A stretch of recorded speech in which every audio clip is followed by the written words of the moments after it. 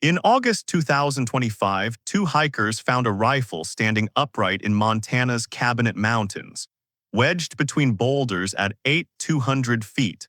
The Winchester Model 70 had been standing there since October 1978, 47 years, waiting.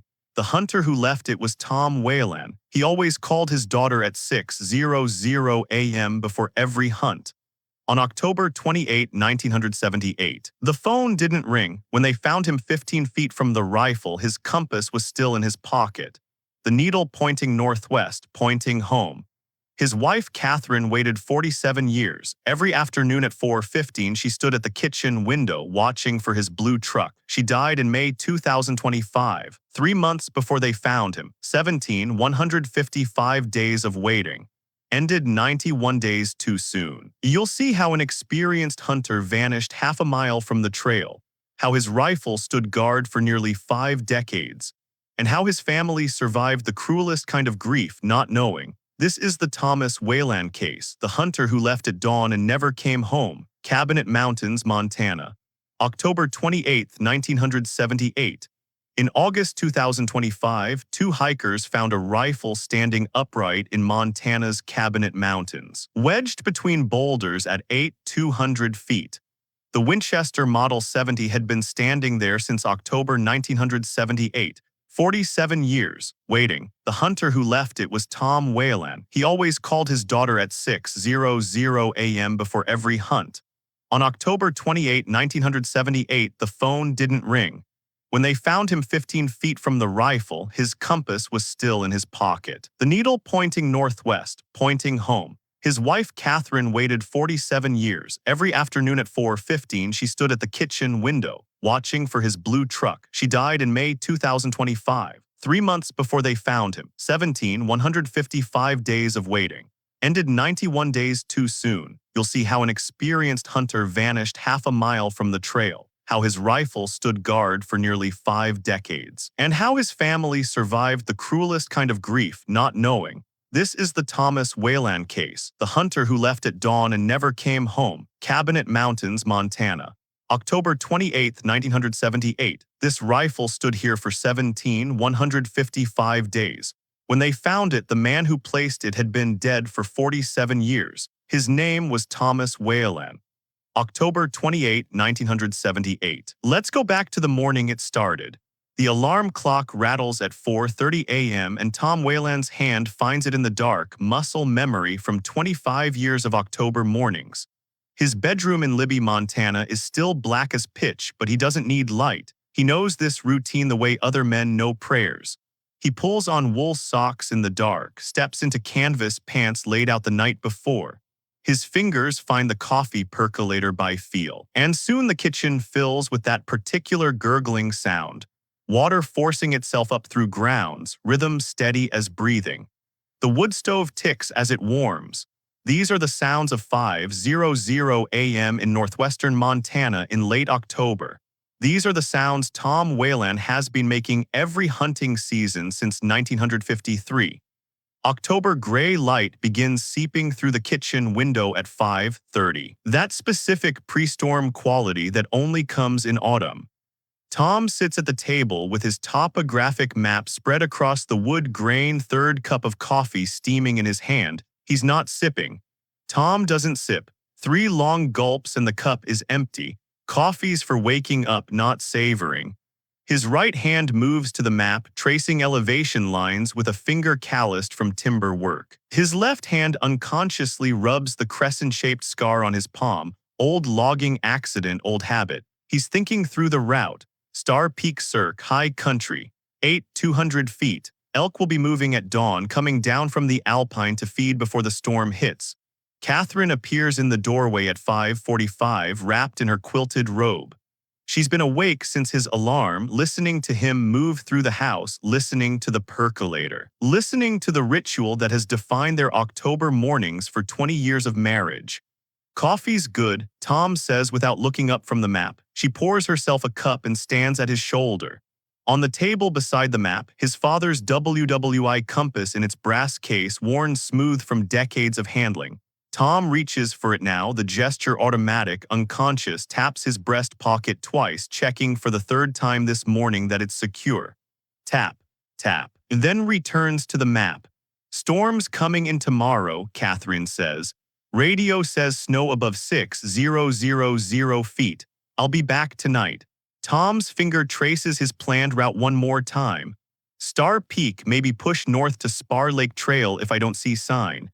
Back to truck by 400, home by 600. He draws the route on a scrap of paper with the careful precision of a man who has never once gotten lost in 25 years of backcountry hunting. 2 minutes of sketching, and he's made a map that would guide a stranger through 10 miles of wilderness. He slides it under the salt shaker on the kitchen table. He always leaves the map. Catherine always leaves it exactly where he puts it until he comes home. At 5:55, Tom stands, walks to where Catherine is leaning against the counter. His hand finds her waist and he pulls her close, kisses her forehead, holds the kiss. 1 second, 2, 3, 4. Catherine will count the seconds later and realize this morning's kiss was longer than usual. 4 full seconds of contact, his lips pressed to her skin, her eyes closed. "See you when I see you," he says, their phrase. The one they've said to each other every morning since 1958. "See you when I see you," Catherine echoes. Tom pulls on his red Filson wool jacket, the same one he's worn every October since 1960. The fabric is soft as butter now, worn thin at the elbows, smelling of wood smoke and gun oil and 20 years of autumn mornings. He checks his pack one final time. Knife, matches, rope, tarp, water. The 30-06 ammunition in his breast pocket, rounds clicking against each other like rosary beads. His 1952 Winchester Model 70 leans against the wall by the door, the custom leather sling tooled by his own hands in 1955.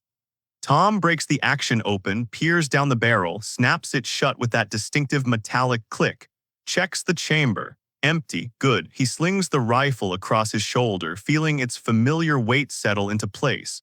"Tell Mary I'll call from town," he says, hand on the doorknob. 6:00 a.m. sharp, Catherine says. "She'll be waiting." Tom nods, steps into the October cold. The door closes behind him with a soft thunk and Catherine stands alone in the kitchen, listening to his truck engine turn over idle, then fade down the driveway. She touches his empty chair at the table, looks at the map under the salt shaker, touches his coffee cup, still warm, residue of grounds at the bottom. She won't wash that cup for 47 years. This sound, coffee percolating, would haunt Catherine for 47 years. Tom drives through Libby at 5:45 a.m., streets empty except for the gas station where Mike Henderson is just unlocking the pumps. Tom waves. Mike waves back, last person to see Tom Weylan in town. At 6:00 a.m. exactly, Tom should pull into the payphone outside the Troy General Store, 15 miles south. Should drop a quarter in the slot. Should dial his daughter's number. Should hear Mary's voice, 14 years old and still sleep-rough, saying hi daddy the way she has every hunt morning since she was 8. He always makes this call. Never once forgotten. Never once been late. But at 6:00 a.m. on October 28, 1978, 40 miles away in Kalispell, Montana, Mary Weylan sits on her friend's living room floor watching the kitchen clock. 5:58. 5:59, 6:00. She stares at the phone on the wall, willing it to ring. Her father is never late, never 6:01, 6:02. The phone stays silent. Mary tells herself he stopped for gas, tells herself the payphone was broken, tells herself he got talking to someone and lost track of time, even though her father has never lost track of time in his entire life. 6:05. She picks up the phone, dials her mother. "Mom." Her voice is small. "Did Dad call you?" Catherine is standing at the kitchen window, the same window where she'll stand for the next 155 days.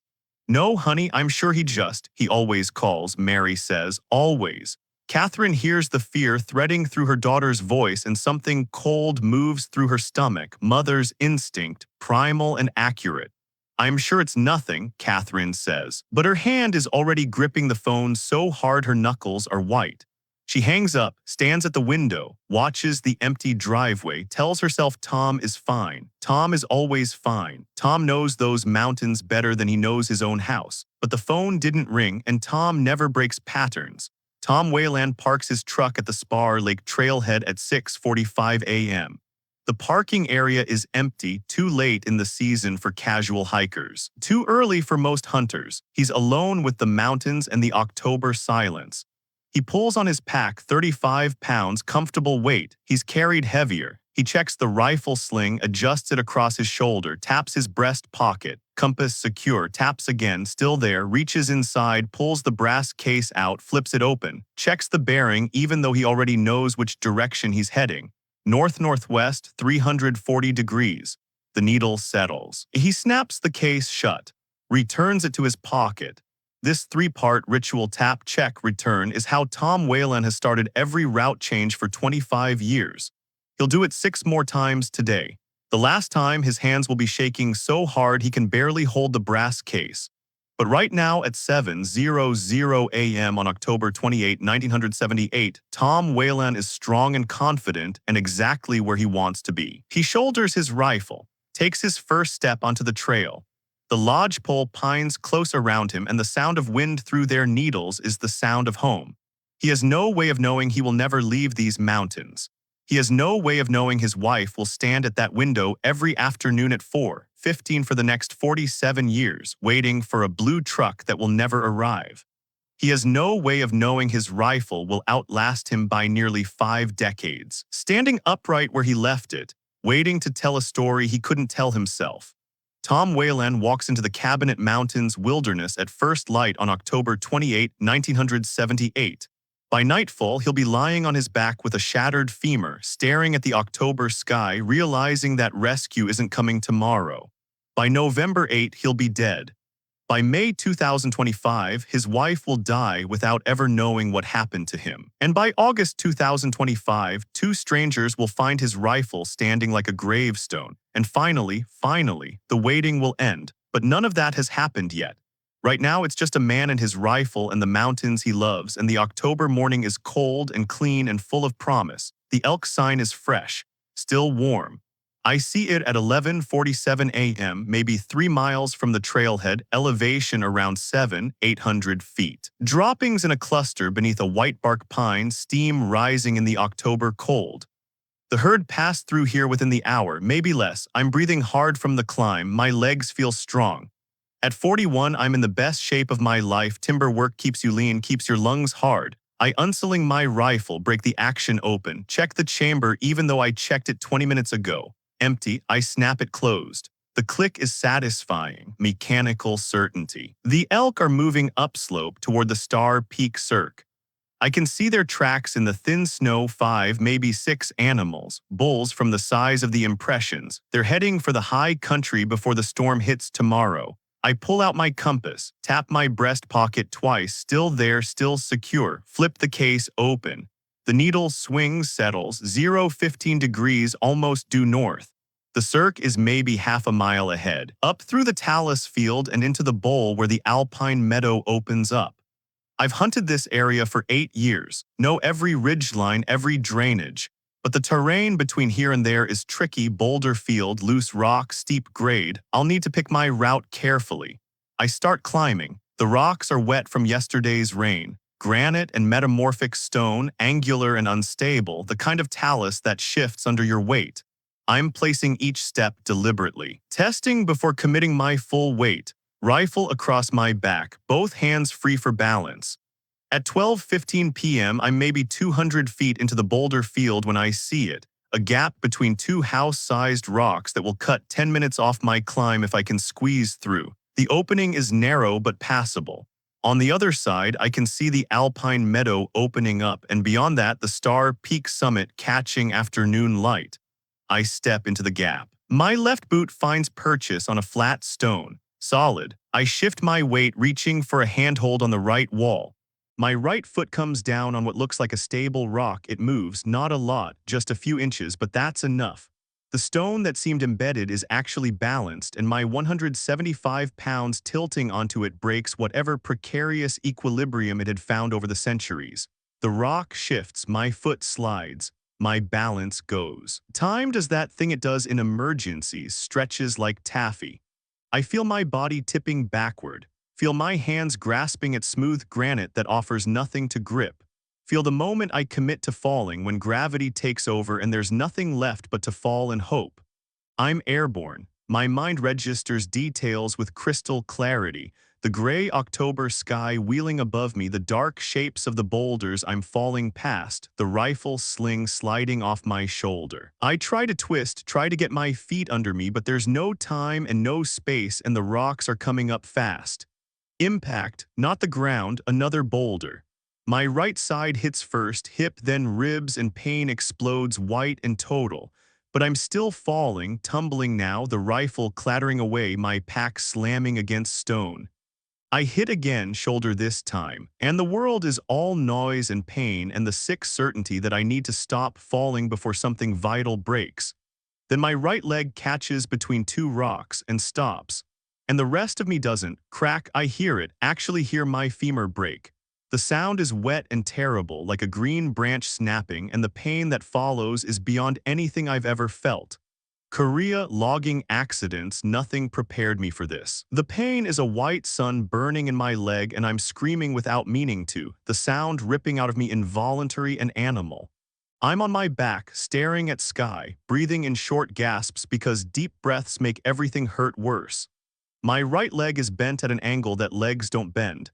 I can see the deformity even through my canvas pants. The bone is broken bad, displaced, maybe splintered. I try to move, can't. Try to sit up, can't. The pain in my leg is so consuming I can barely think. But I need to think, need to assess. That's what you do, stay calm, assess the situation, make a plan. Broken leg. Definitely femur midshaft. I can feel bone grinding when I try to move and the sensation makes me want to vomit. Ribs maybe cracked, maybe just bruised. Hard to tell. Shoulder hurts but moves. Head seems okay. No blood in my eyes, no dizziness. Beyond the pain, I look around. I've fallen maybe 15 feet, tumbled down into a space between two massive boulders. Above me, the gap I tried to squeeze through. Below me, more rocks sloping down toward a stand of pines. My rifle is 10 feet upslope, caught between stones. My pack is beside me, somehow still mostly intact. I try again to sit up. The pain in my leg makes everything go gray at the edges. I lie back down. Okay, think. I'm maybe 3 miles from the trailhead. Maybe a half-mile from Spar Lake Trail, the main corridor. Someone will come looking when I don't show up tonight. Catherine will call the sheriff. They'll find my truck at the trailhead. They'll know where I was heading. I left the map under the salt shaker. They'll search the main trail first, then expand outward. They'll find me tomorrow, maybe the day after. I just need to stay warm. Stay put. Maybe get my pack positioned as a backrest, get the tarp spread over me. Signal if I hear helicopters. They'll find me, they have to find me. I reach for my pack, pull it close. My hands are shaking, shock setting in, adrenaline fading. I find my water bottle, drink. The cold water helps me think. Okay, first things first, try to splint the leg. I've got rope. Can cut branches from the pines downslope if I can drag myself that far. Splint will stabilize the bone, reduce pain, prevent further damage. I try to move toward the pines, drag myself using my arms and my good leg. I make it maybe 6 inches before the pain in my broken leg makes me gasp and stop. The bone is grinding, shifting, and if I keep moving like this, I'm going to pass out. I lie still, breathing, thinking, maybe I can't reach the pines. Maybe I can use the rifle instead. Straight edge, can lash it to my leg with the rope. It's a terrible splint, but better than nothing. I look upslope at where the rifle caught between rocks. 10 feet away, might as well be a mile, but I need it for splinting, for signaling, for the possibility, slim but real, that I might need to defend myself if something comes sniffing around tonight. I start dragging myself upslope, inch by inch, using my arms, not moving the broken leg at all if I can help it.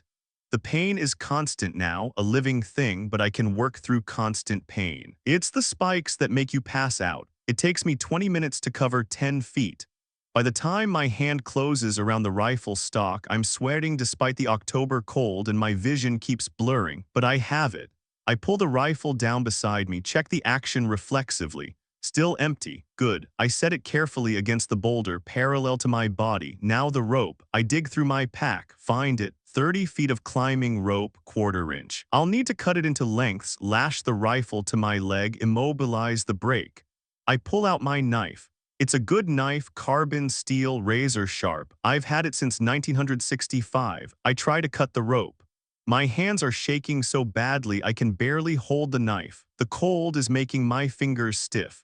I manage to saw through one section, maybe 6 feet, but when I try to position the rifle against my leg, when I try to lift the broken femur even slightly to get the rope underneath, the pain is so intense everything goes white. I stop, lie back, breathe, maybe I can't splint it, not properly, not alone. Okay, new plan, stay still, don't aggravate the injury, conserve energy. They'll find me tomorrow. I look at my watch. 1:30 p.m. In Libby, Catherine is probably grading papers. Mary is in school, 4th period, thinking about tonight's study session with Jennifer. David is at lunch trading baseball cards with his friends. They have no idea. By tonight, they'll know something's wrong. By tomorrow morning, the search will start. I just need to last one night. The October sky is gray with coming weather, temperatures dropping. Tonight will be cold, probably below freezing at this elevation. I have my wool jacket, my pack, my tarp. I can stay warm enough for one night. I pull the tarp out of my pack, spread it over myself as best I can. The rifle lies beside me within reach. My father's compass is still in my breast pocket. I can feel it there, solid and reassuring. At 3:00 p.m., I think I hear an airplane. I try to sit up, try to see, try to wave, but the pain makes me freeze halfway and the sound fades before I can determine if it was real or imagined. At 4:00 p.m., I realize I haven't eaten since breakfast. My hands find the venison jerky in my pack. I chew mechanically, forcing nutrition into my body even though I'm not hungry. At 5:00 p.m., the sun drops behind the western ridgeline and the temperature plummets. I pull the tarp tighter. My broken leg is throbbing with my heartbeat. The pain hasn't decreased. If anything, it's getting worse as the swelling builds. At 6:00 p.m., I'm supposed to be home. Supposed to be walking through the door, setting my rifle on the rack, kissing Catherine hello, telling David about the elk sign I saw. Instead, I'm lying on my back between boulders at 200 feet, unable to move, waiting for a rescue that won't come until tomorrow. The October darkness comes fast in the mountains. By 6:30, I can barely see my hand in front of my face. The stars come out, sharp and cold. I've never felt more alone. I check my compass one more time before it gets too dark. Pull it from my pocket with shaking hands, flip it open. The needle glows faintly, radium paint, military issue. It points northwest, toward home, toward Libby, toward Catherine standing at the window wondering why I haven't called. I want to tell her I'm okay, that I'm hurt but I'll be fine, that the search teams will find me tomorrow and we'll laugh about this someday. But I can't tell her anything. So I lie in the dark, holding my compass, and I wait. While Tom lies broken between boulders, trying to convince himself rescue will come tomorrow, Catherine Weylan stands at her kitchen window in Libby at 7:00 p.m. watching the empty driveway. He's late, 3 hours late. Tom is never late. At 7:30, she calls Jim Hallbrook. Jim, has Tom called you? No, why? Jim's voice shifts immediately from casual to concerned. He was supposed to be home by 6. I haven't heard from him since this morning. His truck at the trailhead. I don't know, should I? I'll drive up there, Jim says. 30 minutes, I'll call you when I know something. At 8:15 p.m., Jim calls back. His truck's here, blue Chevy, Spar Lake parking area, doors locked, no sign of him. Catherine's stomach drops. Call the sheriff. At 9:00 p.m., Sheriff Roy Denton is standing in Catherine's kitchen, writing down details in a small notebook. Tom's height. Wait, what he was wearing, where he was headed, the map. Catherine still hasn't moved from under the salt shaker. Star Peak Cirque, Denton says, studying Tom's hand-drawn route. That's rough country up there. He knows it, Catherine says. He's hunted there for years. I'm sure he's fine, Mrs. Weylan. Probably just decided to camp overnight, didn't want to hike out in the dark. But Tom always hikes out before dark. Catherine doesn't say this out loud. The sheriff wouldn't understand. We'll start a search at first light, Denton says. I'll call Lewis and Clark Search and Rescue. After he leaves, Catherine stands at the window until midnight, watching, waiting. The driveway stays empty. October 29, 1978. Dawn. 40 volunteers gather at the Spar Lake trailhead. Sheriff Denton briefs them with Tom's map. We're looking for a 41-year-old male hunter. Red wool jacket, orange vest, armed with a rifle, experienced outdoorsman, last seen leaving his house yesterday morning at 6:00 a.m. Jim Holbrook leads one team. He knows Tom's habits, knows how Tom thinks. He'd stick to the main trail until he cut east towards Star Peak. Jim tells his group, "Let's work that corridor first." They find boot prints, Tom's size, Tom's tread pattern. The prints laid north from the trailhead, staying on the main trail for 2 miles. Then they veer off, heading upslope toward the cirque.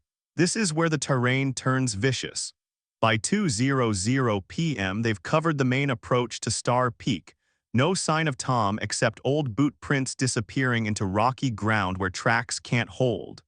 The search teams stand on the ridgeline, looking down into a wilderness of boulders and pines and 1,000 places a man could be hidden. "He could be anywhere," one volunteer says. Jim doesn't answer. He's looking at the boulder field below, trying to think like Tom. Where would he go? What route would he take? The problem is the terrain. You can be 50 feet from someone in this landscape and never see them. The boulders are house-sized. The gaps between them are dark and deep. A man lying down injured wouldn't be visible from above. They search until dark, find nothing. October 30, day 3. The search expands to 100 volunteers. Dogs arrive, German shepherds trained for search and rescue. The handler works them through the boulder field below Star Peak. One dog alerts, strong scent. The handler follows as the dog pulls toward a cluster of rocks. The scent is strong here, the dog circling, nose working. Then the scent stops, just ends. The dog looks confused. "What does that mean?" Sheriff Denton asks. "Means Tom was here, then he wasn't. Could have climbed up, scrambled over rocks." Scent pools don't always make sense in boulder fields. Air currents, rock temperatures, it messes with the trail. The handler marks the spot with an orange flag. They'll come back, search more carefully. But for now, they need to keep moving. Tom's been out here 3 nights. Time is critical. October 31, day 4. A helicopter arrives, Vietnam veteran pilot experienced in mountain rescue. He flies grid patterns over the search area, low and slow. From the air, the Cabinet Mountains look like a sea of green forest and gray rock, endless and unforgiving. After 3 hours, the pilot lands, tells the sheriff, "It's all trees. I could fly 100 feet over him and never see him. If he's under any kind of cover, we'll never spot him from the air." November 1, day 5. Hope is fading. Tom's been missing almost 5 days. The nights have been below freezing. Even experienced outdoorsmen can't survive long in October mountains without shelter. But Catherine refuses to believe he's dead. "He's out there," she tells the sheriff.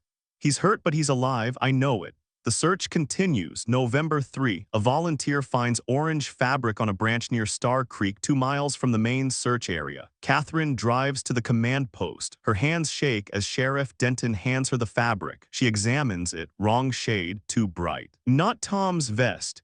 "It's not his," she whispers, then louder. "It's not his." The hope that soared for 20 minutes crashes.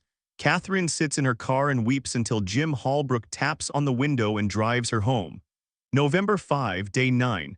The first serious snow arrives. Not the November 8 storm they were forecasting, that's still coming, but enough to dust the high country white. Enough to bury tracks. Enough to make Sheriff Denton say words Catherine can't bear to hear. "Mrs. Weylan, we're going to keep searching, but you need to prepare yourself." "For what?" "The possibility that we might not find him before the big storm hits." Catherine's face goes hard. "Then you keep searching after the storm."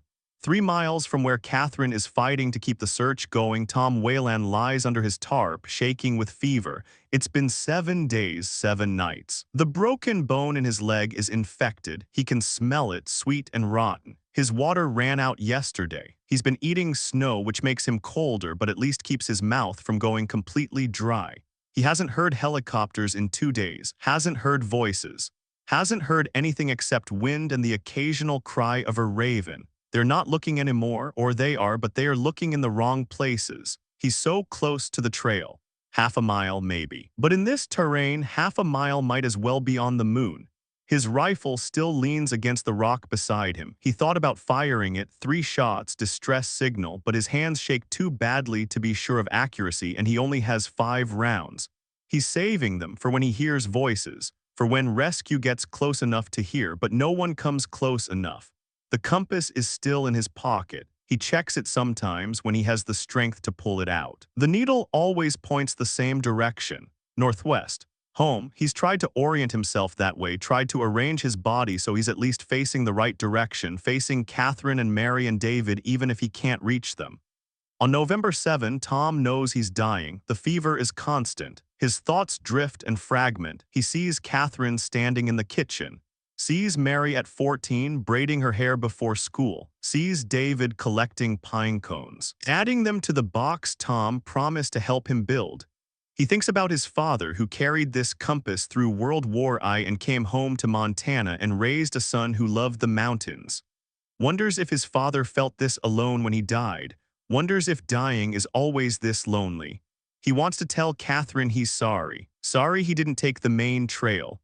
Sorry he tried to cut through the boulder field. Sorry he's leaving her to wonder. He wants to tell Mary he loved hearing her voice on those 6:00 a.m. phone calls. Wants to tell David he would have taught him everything about these mountains if he'd had more time, but he can't tell them anything, so he lies between the boulders at 200 feet and he waits for the end. The November 8 storm arrives like a wall, wind, snow, whiteout conditions.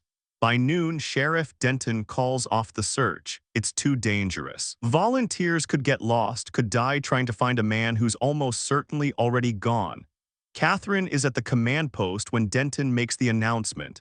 We'll resume when the storm passes, he says. Maybe in a few days. No, Catherine's voice is flat. You keep searching. Mrs. Weylan, we can't. The conditions. My husband is in those mountains. Alive or dead, he's there, and you're going to find him.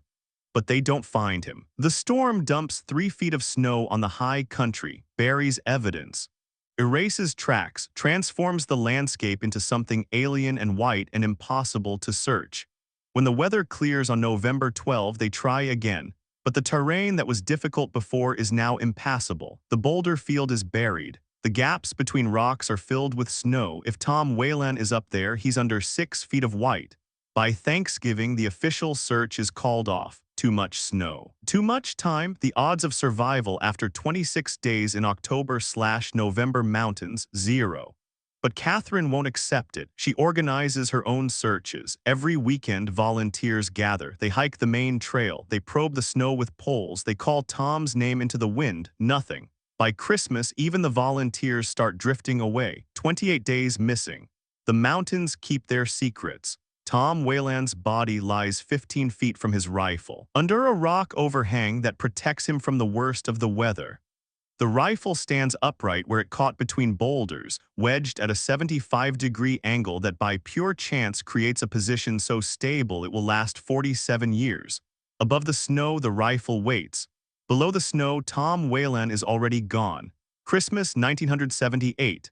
Catherine Weylan sets 5 places at the table. She's done this every Christmas since Mary was born. 5 plates. 5 forks, 5 napkins folded the way her mother taught her. Tom at the head, Catherine opposite, Mary and David on the sides.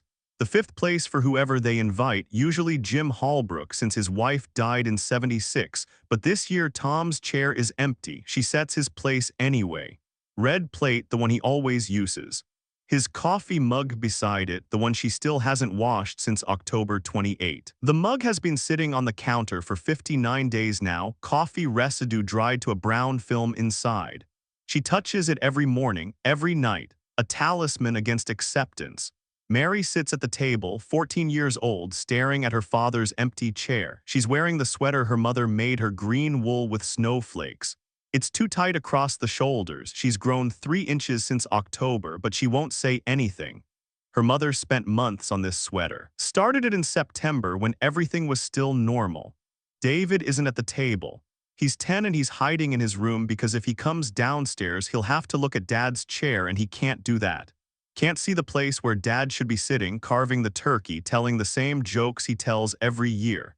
Outside, snow falls on Libby. Christmas lights glow in neighbors' windows. Somewhere, families are opening presents and laughing and being whole.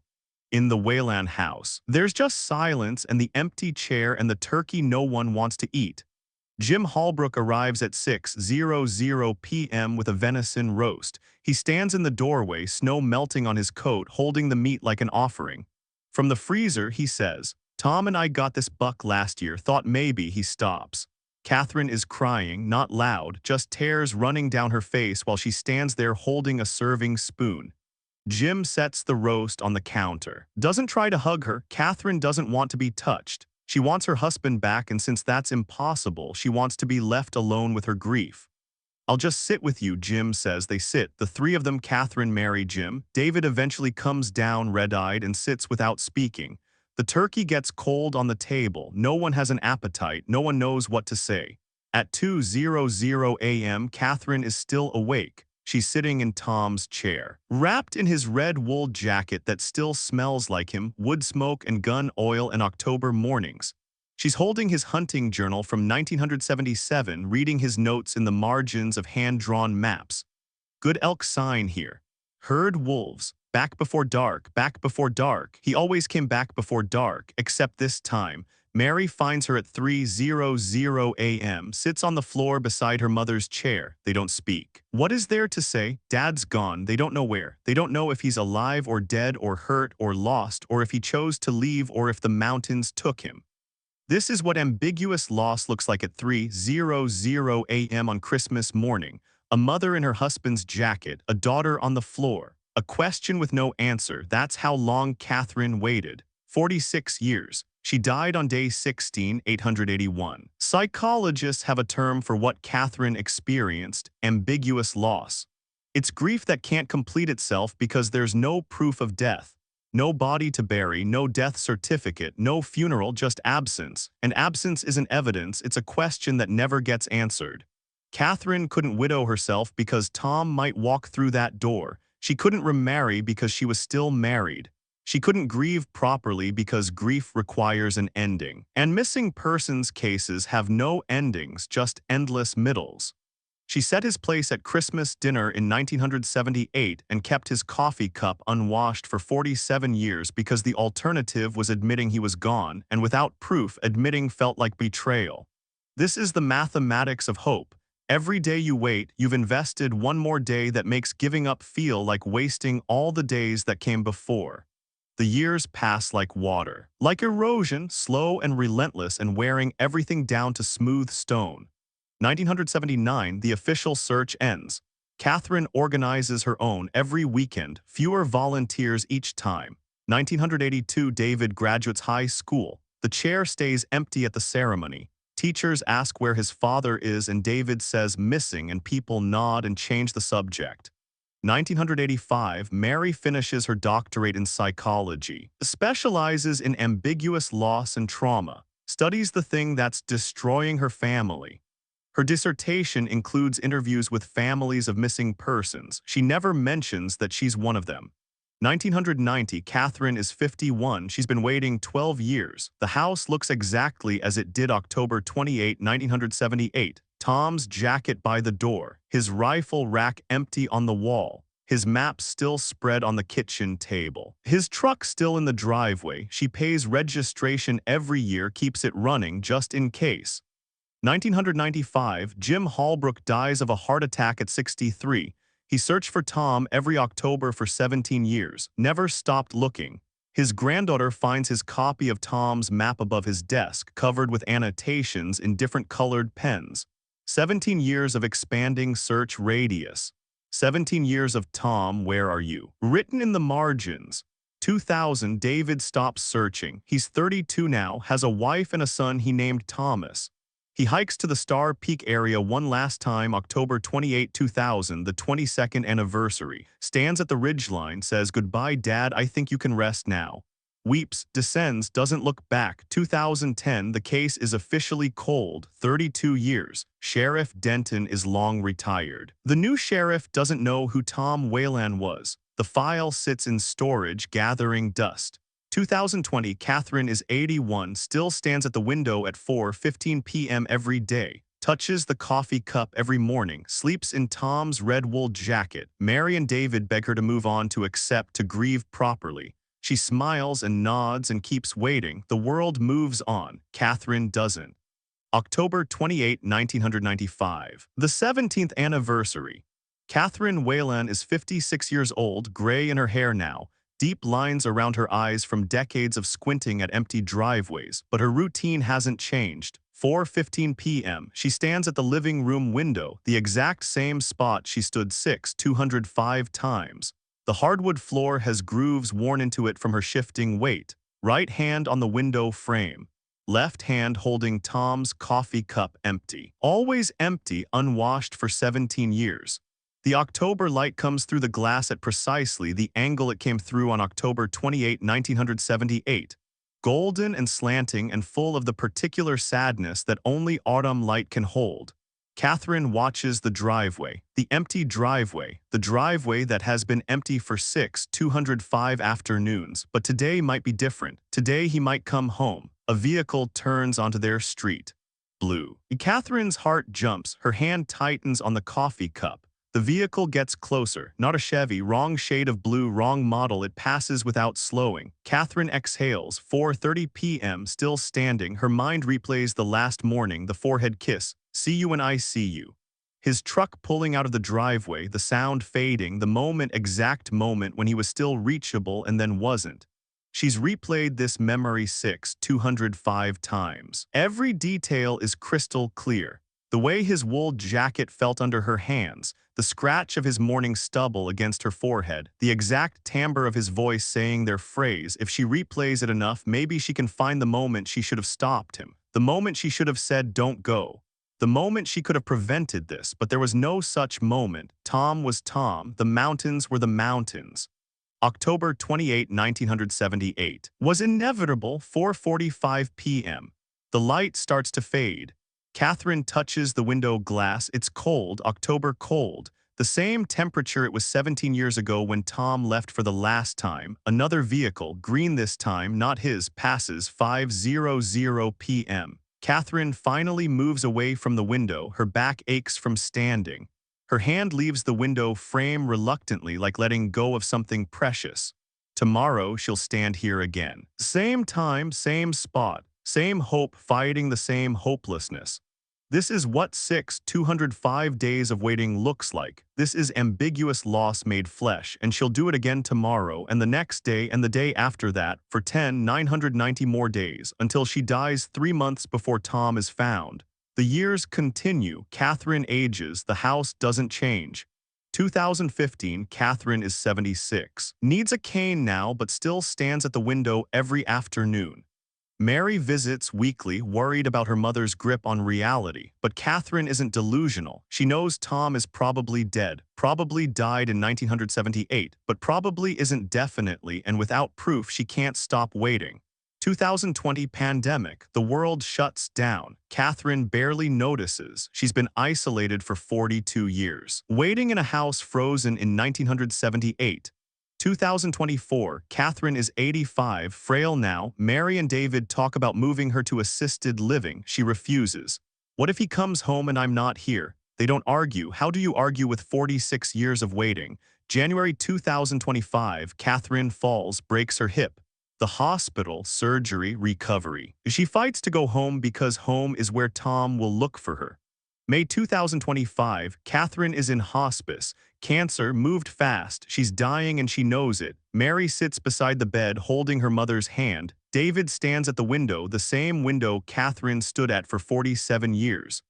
Mom, Mary says softly, "Do you want us to keep searching?"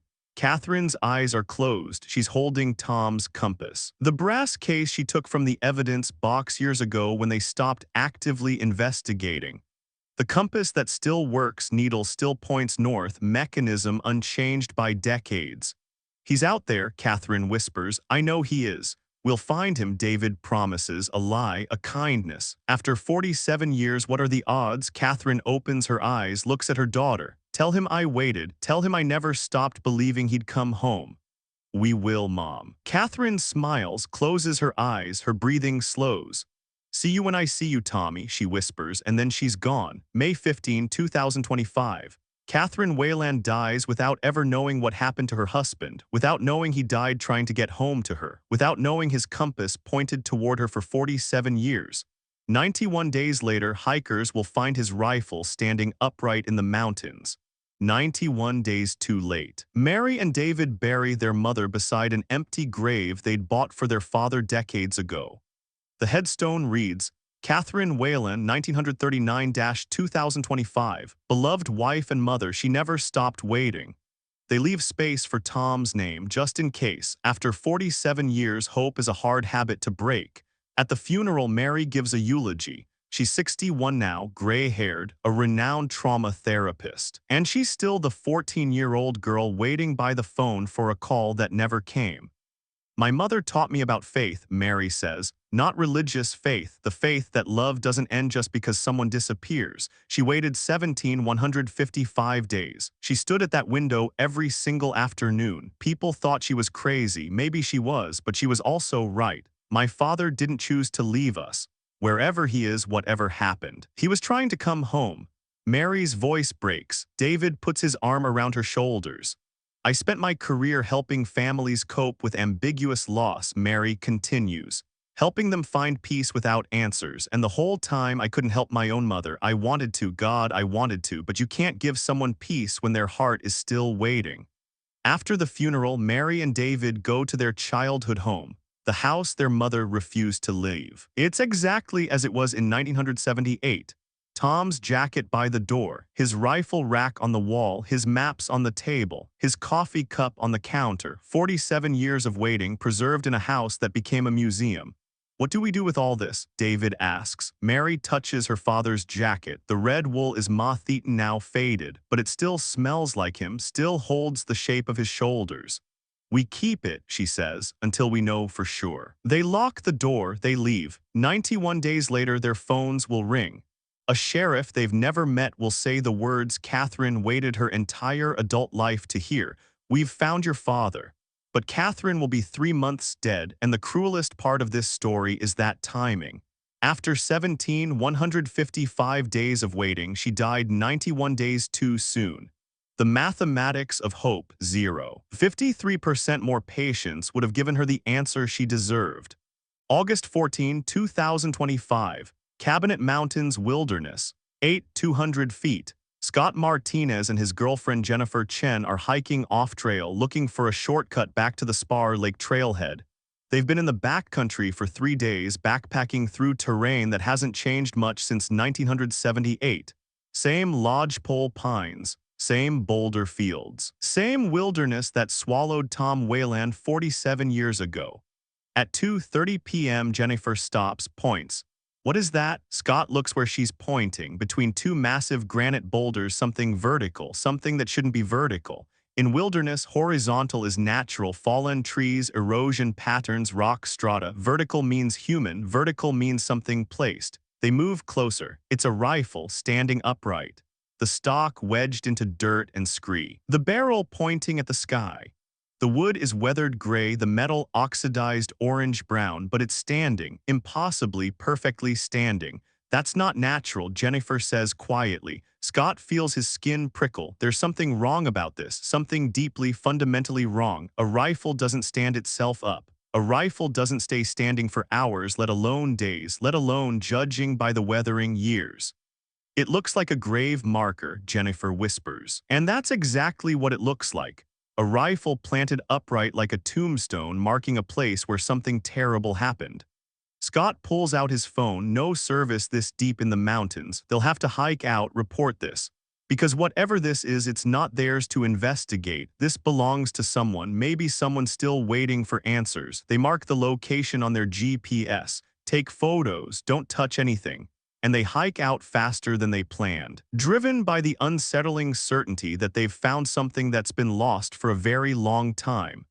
At 5:15 p.m., Scott and Jennifer walk into the Lincoln County Sheriff's Office in Libby, Montana. The deputy at the desk looks up from his paperwork. We found something, Scott says. In the mountains, a rifle standing upright. It's been there a long time. The deputy, young, maybe 25, starts to dismiss it. Hunters leave equipment. People abandon things in the wilderness. But something in Scott's face makes him pause. Show me the photos. Scott pulls up the images on his phone. The deputy looks, his expression changes.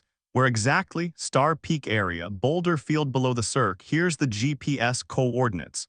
The deputy writes them down, radios his supervisor. Within minutes, Sheriff Alina Reyes is standing at the desk looking at the photos on Scott's phone. Reyes is 43, been sheriff for 6 years. Before that, 15 years as a detective in Missoula. She's seen enough wilderness accidents to recognize what she's looking at. How old did this look? She asks. Decades, Jennifer says. The wood was completely gray, the metal corroded, it's been there a long time. Reyes feels something cold move through her chest. Star Peak, Boulder Field, a rifle that's been standing for decades. She knows these mountains, knows their history. And she knows there's a cold case from 1978, before she was even born, that's never been solved. Thomas Weylan, missing hunter. Last seen October 28, 1978, never found. Wait here, Reyes says. She goes to the records room, pulls the file. It's thick, hundreds of pages from the initial search. Maps, photos, witness statements, and clipped to the front, a description of Tom Weylan's rifle. 1952 Winchester Model 70. 30-06, custom leather sling. Reyes looks at Scott's photos again. The rifle in the image has a leather sling, rotted, barely recognizable, but there. Her hands are shaking slightly as she makes the call. I need search and rescue at the Spar Lake trailhead tomorrow morning first light, and I need a K-9 unit. We might have remains. August 15, 2025, 7:00 a.m. Sheriff Reyes leads a team of 6 up the trail. Scott and Jennifer marked on their GPS. It takes 2 hours to reach the Boulder Field. And there it is, exactly as photographed, a Winchester Model 70 rifle standing upright between 2 granite boulders wedged at a 75-degree angle from horizontal. Reyes approaches carefully. She's seen death scenes before, thousands of them. But there's something about this that makes her breath catch. This rifle has been standing here since before she was born, standing guard, standing witness. Standing as the only marker for whatever happened here. She photographs it from every angle, documents the position, the weathering, the way it's wedged so perfectly that 47 years of wind and snow and rockfall couldn't topple it. Search downslope, she tells her team. Carefully, we're looking for remains. The K-9 handler releases his dog, a German shepherd named Bear. The dog works the area around the rifle, nose down, searching. After 3 minutes, Bear alerts, strong alert, the kind that means human remains. 15 feet downslope from the rifle, under a rock overhang, partially covered by decades of organic accumulation, the dog has found something. The team excavates carefully, brushes away pine needles, dirt, decomposed matter. And there, preserved by the cold and the dry shelter of the overhang, are skeletal remains. Supine position, arms at sides, right leg extended but with obvious trauma, the femur is fractured, displaced. Left leg bent, head oriented northwest, and in the left breast pocket of a deteriorated red wool jacket a brass case, corroded, green with oxidation, but intact. Reyes opens it carefully. Inside, a military compass. The needle still moves, still magnetic, and engraved on the back of the case, PVT James Weylan, 1917. Tom Weylan's father's compass, the one he carried on every hunt, the one he checked obsessively. Reyes pulls out her phone, no service. She'll have to wait until they're back in town to make the call she's dreading and hoping to make. They bag the evidence, document the scene, carefully, reverently prepare the remains for transport.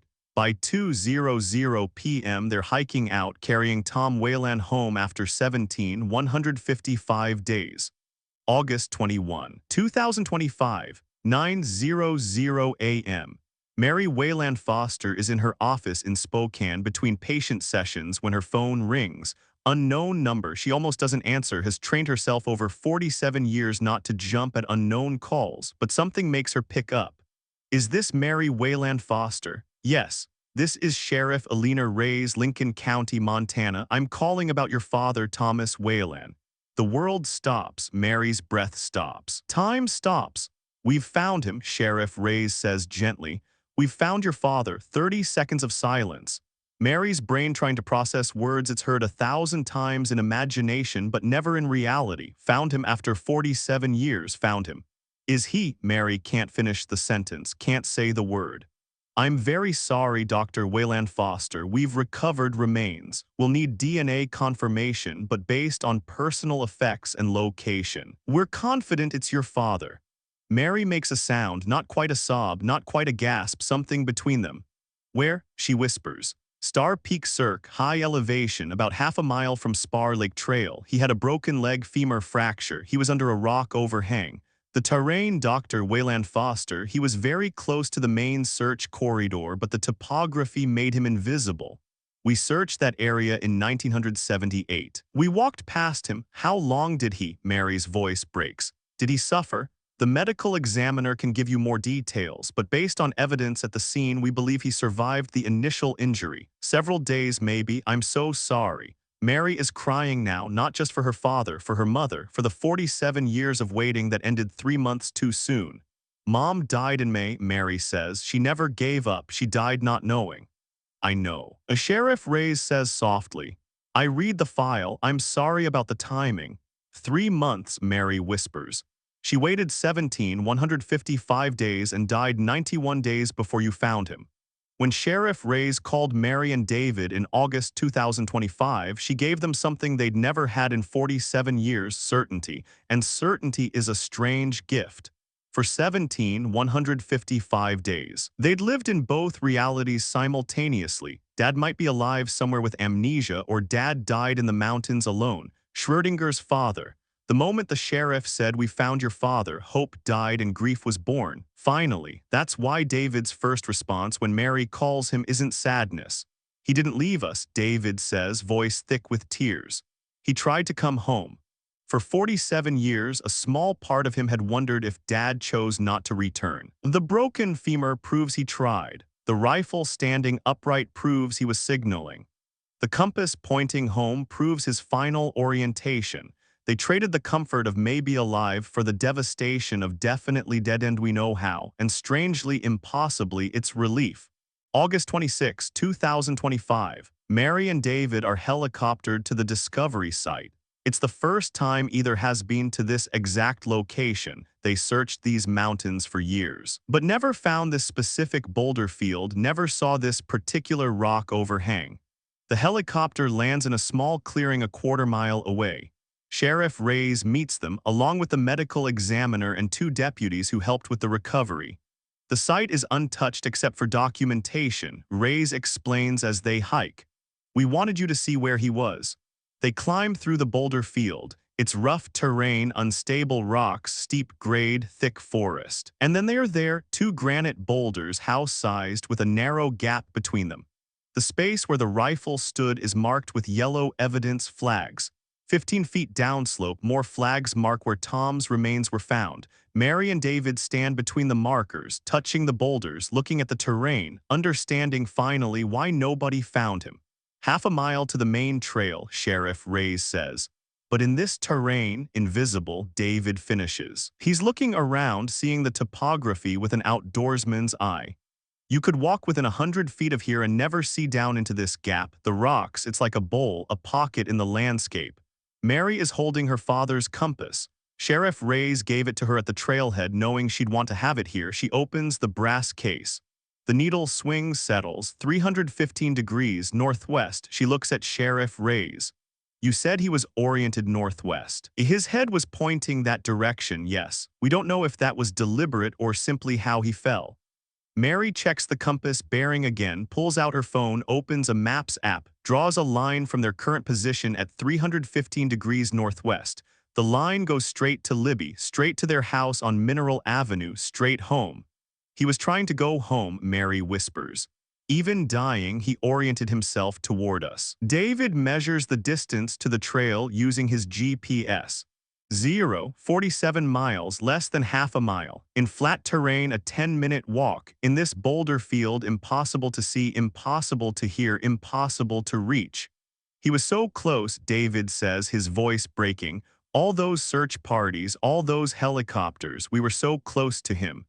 They stand there for 20 minutes, touching the rocks where their father died. Looking at the view he last saw, Star Peak rising above lodgepole pines below October sky that hasn't changed in 47 years. He tried, Mary says finally. God, he tried. He didn't leave us, David echoes. He fought to get home. This is what they needed, not just to know he's dead, they've suspected that for decades, but to know he didn't choose to leave, to know he was trying, to know his final thoughts were of home. The medical examiner's report comes back 2 weeks later. Deceased. Thomas James Weylan, 41 years old at time of death, cause of death. Exposure hypothermia secondary to immobilizing injury, date of death.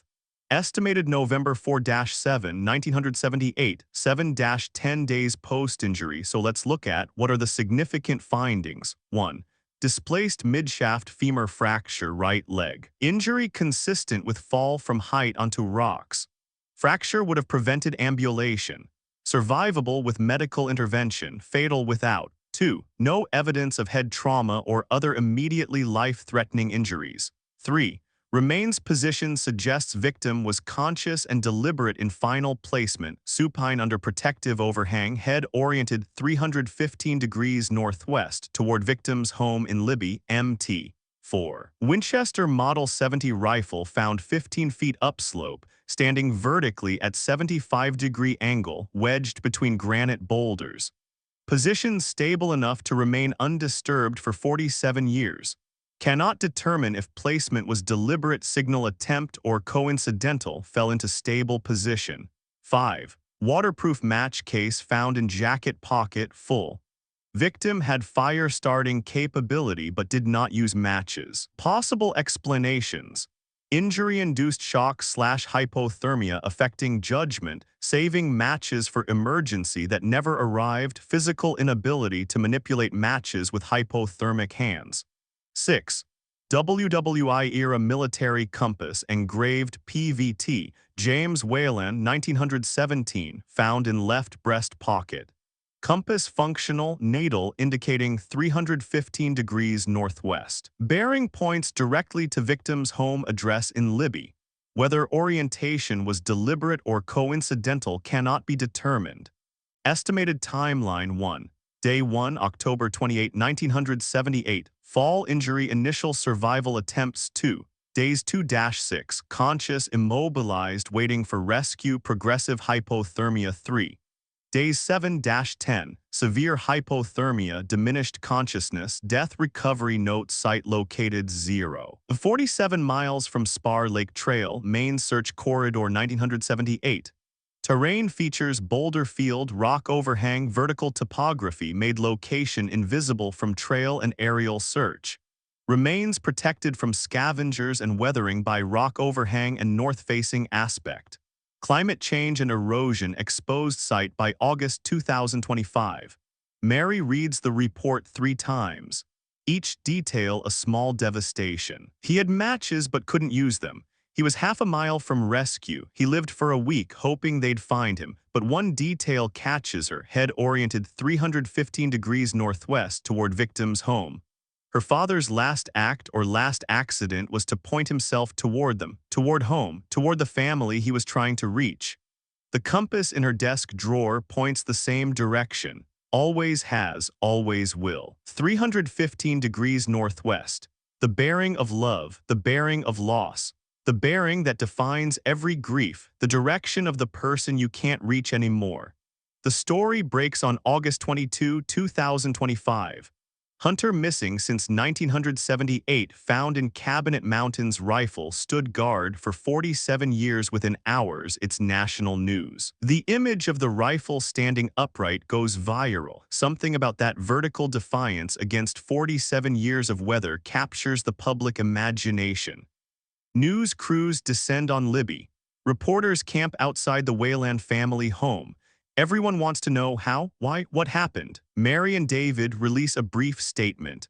Our father, Thomas Weylan, was found on August 14, 2025, in the Cabinet Mountains where he disappeared on October 28, 1978. We are grateful to the hikers who found him and to law enforcement for bringing him home. Our mother, Catherine Weylan, waited 47 years for this answer. She died in May 2025, 3 months before his discovery. We ask for privacy as we lay our parents to rest together. The statement doesn't mention the broken leg, the matches he couldn't use, the half-mile proximity to rescue, the compass pointing home. Some details are too painful to share. In nursing homes and retirement communities across Montana, old men and women watch the news coverage and remember. Remember the searches in 1978. Remember Tom Weylan's name being called across ridgelines. Remember Catherine Weylan standing at search command posts, refusing to give up. In Kalispell, in a care facility, 85-year-old Roy Denton, former sheriff, the man who led the 1978 search, watches CNN with tears running down his weathered face. His phone rings. Sheriff Alina Reyes. "Roy," she says gently, "we found Tom Weylan." "I know," Denton says, his voice breaking. "I'm watching the news. Where was he?" "Star Peak Cirque, high elevation, exactly where his map said he'd be hunting." Silence, 30 seconds of it, then Denton's voice. "Barely a whisper. We searched there. We all did. How did we miss him?" "The terrain, Roy. It's impossible up there. You couldn't have found him. None of us could have. The topography made it invisible." "I promised Catherine," Denton says. "I promised her every year. We'll keep looking, Mrs. Weylan. We won't give up." And then we did give up. And she waited 47 more years. "You did everything you could." "Jesus Christ," Denton interrupts. "She waited 47 years. She died 3 months before we found him." 3 months, Reyes hears him weeping. Doesn't try to comfort him. What comfort is there? They did their best in 1978 and it wasn't enough. The mountains kept their secret for 47 years and gave it up 91 days too late. After Denton hangs up, he sits in his room and thinks about all the cases he solved in 30 years of law enforcement. Hundreds of them. But this one, the one he couldn't solve, is the one that will define his legacy. He dies 2 months later. His obituary mentions that he led the search for Thomas Weylan in 1978. His granddaughter reports that in his final days, confused with dementia, he kept asking, "Did we find Tom? Did someone tell Catherine?" Scott Martinez and Jennifer Chen, the hikers who found the rifle, give one interview and then refuse all others. They say the same thing every reporter wants to hear but can't quite articulate properly. "We felt like we were trespassing on something sacred. That rifle had been standing there since before we were born. It was waiting for someone to find it. We just happened to be the ones who walked that path." Reporters ask them how it felt. They struggle to explain. How do you describe the cold prickle of finding something that's been lost longer than you've been alive? How do you articulate the weight of being the answer to someone's 47-year question? "I keep thinking about his wife," Jennifer says. "She stood at a window for 47 years waiting for him. If we'd hiked that trail 3 months earlier, just 3 months, she would have known. She died not knowing, and we could have given her that." Scott adds, "We didn't find Tom Weylan for us. We found him for Catherine. We were just 47 years too late." The guilt isn't logical, they know that, but grief and timing don't follow logic. September 15, 2025. Dawn, the burial is scheduled for first light, honoring Tom's habit of leaving at dawn for every hunt. The sky is October gray even though it's September, that same pre-storm light that came through the kitchen window on October 28, 1978. Time collapsing, past meeting present. They buried Tom beside Catherine. The cemetery in Libby is small, old, tucked against the hillside with views of the Cabinet Mountains in the distance.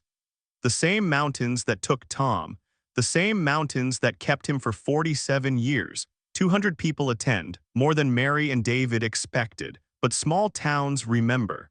Small towns carry their missing like stones in their pockets, and when someone finally comes home, the whole community witnesses it. The double headstone is simple granite. Catherine Elizabeth Weylan, 1939-2025, beloved wife and mother. She never stopped waiting. Thomas James Weylan, 1937-1978, beloved husband and father. He tried to come home. See you when I see you. Reunited 2025. Mary stands at the podium. She's written a eulogy, but when the moment comes, she can't read it. The words on paper feel inadequate. Instead, she speaks from the heart. "My father left on October 28, 1978. I was 14. He called me every hunt morning at 6:00 a.m. That morning, the phone didn't ring. I knew something was wrong. My mother waited 47 years. People thought she was crazy. Maybe she was, but she was also right. Dad didn't choose to leave us. He was trying to come home. He just couldn't. Mom died on May 15, 2025, 91 days before they found Dad. For 47 years, she stood at the kitchen window every afternoon, waiting, believing, refusing to accept that he was gone without proof. I spent my career helping families cope with ambiguous loss, helping them find peace without answers. And the whole time I couldn't help my own mother. She didn't want peace, she wanted him. And she waited until the day she died. Mary's voice breaks. David steps forward, puts his arm around her. The cruelest part, Mary continues, is the timing. If Mom had lived 91 more days, just 91 days out of 17,000, she would have known, would have had the answer she deserved, would have known Dad fought to get home to her. But maybe, and I have to believe this to survive it, maybe she knows now, maybe wherever she is, she knows he's been found. Knows he tried, knows the rifle stood like a marker for 47 years waiting to tell his story. Dad carried his father's compass on every hunt. We found it in his pocket, pointing northwest, pointing home, pointing toward us. I choose to believe that was deliberate, that his last thought was of home, of Mom, of David and me, of the family he was trying to reach. They're together now, finally. After 47 years of separation, they're side by side. And maybe that's the only justice there is, not that we found him, but that they are reunited. David places a pine cone on the casket, then another, then a dozen, the collection from his childhood that he'd saved in his father's old ammo box. The pine cones Tom had promised to help him catalog, the promise he'd kept for 47 years. "Hi, Dad," David says quietly. "I brought these like you asked." Among the attendees is Jim Hallbrook's granddaughter Emma. She's 32, never met Tom, but grew up hearing her grandfather's stories. She reads a letter Jim wrote in 2018, a year before he died. "Tom, if someone finds you someday, I want them to know you were my best friend, my brother in all but blood. I searched for you until my legs gave out. I never stopped believing we'd find you. I died not knowing where you were, but knowing you didn't choose to leave. Wherever you are, I'll see you when I see you." Emma folds the letter and places it on the casket. "Grandpa loved you," she says to the coffin. "He's with you now." The service ends as the sun breaks through the gray clouds. Light spills across the cemetery, catching the mountains in the distance. The same mountains, the same light, time collapsing again, past and present and future, all existing in the same moment. As people file away, Mary stays behind. She opens her hand. In her palm, her father's compass. The brass case is clean now, polished. She opens it. The needle swings, settles, 315 degrees northwest. Even here in the cemetery, the compass points toward their house on Mineral Avenue, points toward home, points toward the place Tom was trying to reach when the mountains took him. Mary closes the case, slips it into her pocket. She'll keep it in her office. Show it to clients who struggle with unresolved grief. Use it to explain that sometimes the people we lose are still pointing toward us, even when we can't see them anymore. 2 weeks later, Mary is in her office in Spokane between sessions. A client sits across from her, a woman whose husband disappeared 5 years ago while hiking. No body, no closure, just absence. "How do you live with it?" the woman asks. Not knowing, Mary reaches into her desk drawer, pulls out the compass, sets it on the desk between them. "My father carried this," Mary says. "It was his father's compass from World War I. Dad took it on every hunt, checked it obsessively. It was his connection to his own father and his way of making sure he could always find his way home.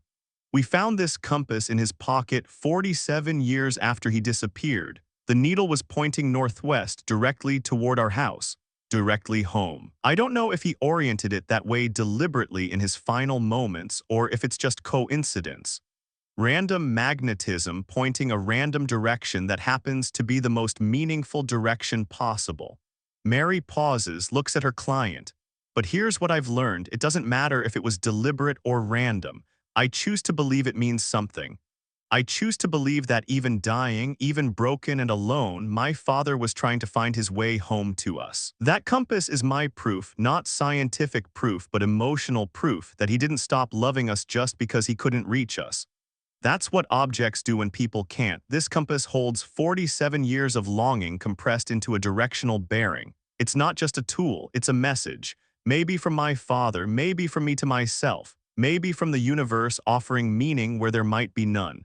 Your husband's jacket that you can't bring yourself to wash. His coffee mug you still keep by the sink. Those aren't just objects, they are vessels. They hold the parts of grief you can't speak out loud. The woman is crying softly. Does it get easier? No, Mary says honestly, but it transforms. My mother waited 47 years and died without knowing. I got to bury my father and know he tried to come home. We both grieved the same loss, but I got resolution she never did. That's not easier, it's just different grief. You may never know what happened to your husband. That's the torture of ambiguous loss. But not knowing doesn't mean he didn't love you. It doesn't mean he chose to leave. It just means the mountains or the ocean or the wilderness or whatever took him won't give him back. The only choice you have is whether to let that absence destroy you or whether to find meaning in what remains. Mary Weylan Foster keeps her father's compass in her office. When clients struggle with unresolved grief, she shows it to them and tells them about the needle pointing home, about her mother's 47-year wait, about the rifle that stood guard, about the mathematics of hope and the cruelty of timing. She tells them that objects endure when people don't, that a compass keeps pointing even when the person who carried it is gone. That meaning isn't found, it's chosen. The needle spins, settles, points northwest, always northwest, always home, always toward the place Tom Weylan was trying to reach but never could. And somehow 47 years later that bearing is enough. The house on Mineral Avenue in Libby, Montana sold in 2026. The new owners are young, a couple with 2 children. They don't know the history when they move in. But they notice things, grooves in the hardwood floor by the living room window, worn smooth like someone stood there for years, shifting their weight. The real estate agent says the previous owner was elderly. They assume the grooves are just age, just wear. They don't know Catherine Weylan stood there for 155 afternoons, watching for a blue truck that never came. The house feels peaceful now. The October light still comes through the window at 4:15 p.m., golden and slanting. But it doesn't carry the weight of waiting anymore. Just light, just autumn. In the cemetery, the double headstone weathers. Seasons pass, snow falls and melts. Visitors come less frequently as years go by, but Mary and David visit every October 28, place pine cones on the grave, touch the stone, say the phrase their parents said every morning, "See you when I see you." The Cabinet Mountains still rise in the distance, unchanged by human grief, unmarked by human absence. They keep their secrets and give them up according to their own timeline. 47 years is nothing to mountains. 47 years is a single breath. But to the people who wait, 47 years is everything. Tom Weylan's rifle is in David's home now, mounted in a glass case. He doesn't hunt with it. It's not for hunting anymore. It's a monument, a memorial. A reminder that some things stand the test of time not because they're strong, but because they're perfectly placed. The rifle stood for 155 days. Catherine waited for 155 days. And on day 881, she died without knowing the rifle was still standing. Still waiting, still marking the place where love and loss intersected. That's the story. Not a story of rescue or survival or happy endings. A story of endurance, of grief that lasts longer than life, of objects that outlast people, of timing that's cruel beyond measure, of a family that survived 47 years of not knowing and 91 days of knowing too late.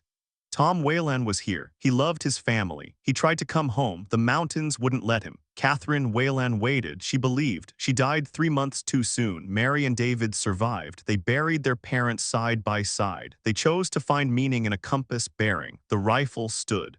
For 47 years it stood, and that somehow is enough.